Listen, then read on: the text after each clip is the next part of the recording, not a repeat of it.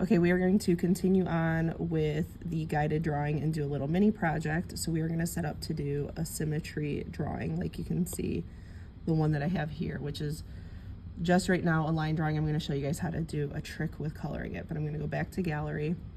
I'm going to create a new canvas and I'm going to say square because it'll be easier for the symmetrical drawing. Everything will stay on the page. I'm going to go up to actions, drawing guide, turn it on and hit edit drawing guide. We're going to come down here to symmetry and then I'm going to click options and you can pick if it's vertical, horizontal, quadrant, which has 4, but I like the radial. So we're going to pick radial. I'm going to keep rotational off for now. I will show you that. And then I'm going to keep assisted drawing on. So I'm going to hit done. And the really cool thing about the symmetry tool is wherever you draw in one triangle, it will repeat in the other. Now this is the rotational, or not, sorry, this is the regular symmetry, so it's symmetrical along these lines and it'll repeat throughout. If you do the rotational, so you guys can see it. Oh, I don't want that. I'm gonna change it here.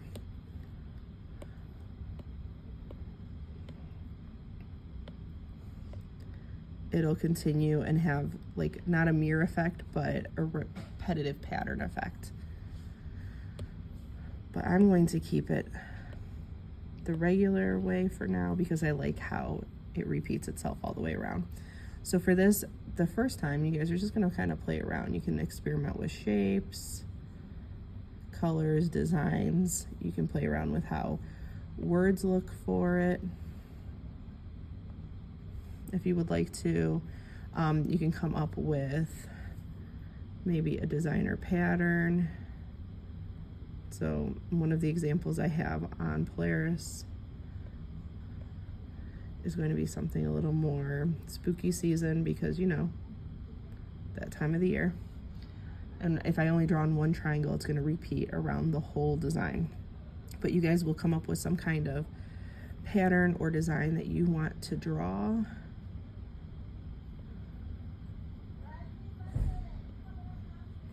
Multiple times, like a theme. You can do something cute, scary, funny, food related.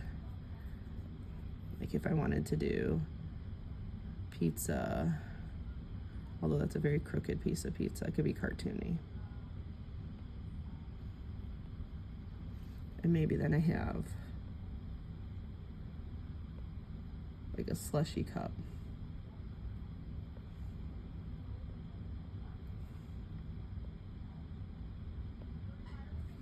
And then maybe I have a fork because I'm a weirdo and I eat my pizza with a fork.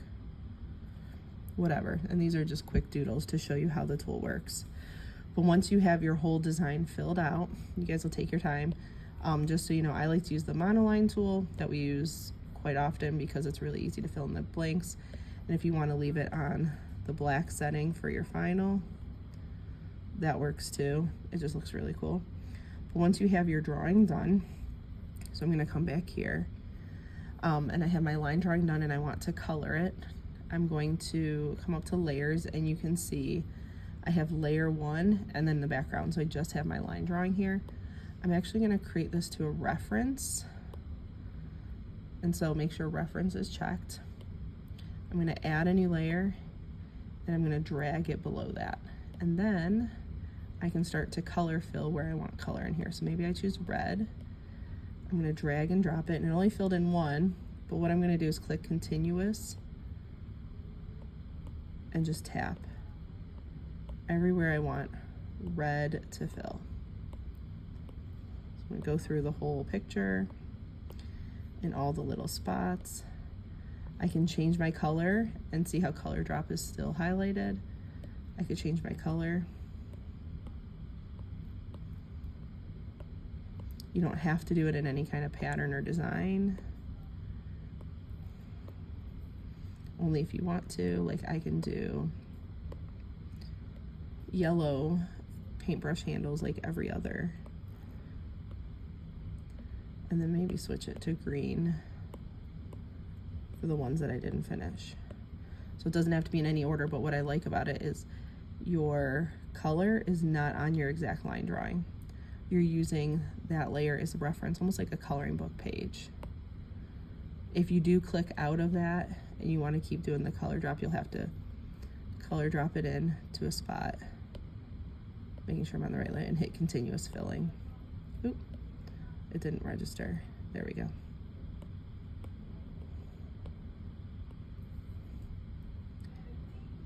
And then you can play around with filling in your whole picture.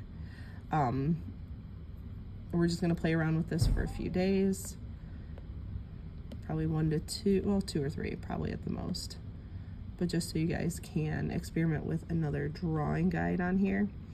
And we'll probably go through and do the drawing guide for perspective as well for a day, and just do an example of how to do a perspective drawing so that you guys can see how that works. Kind of like the one that we did with our room, but you guys can build a little town square and see how all that kind of comes into play as well. But for now, we're gonna play around with just the symmetry tool. If you guys have questions, don't be afraid to ask.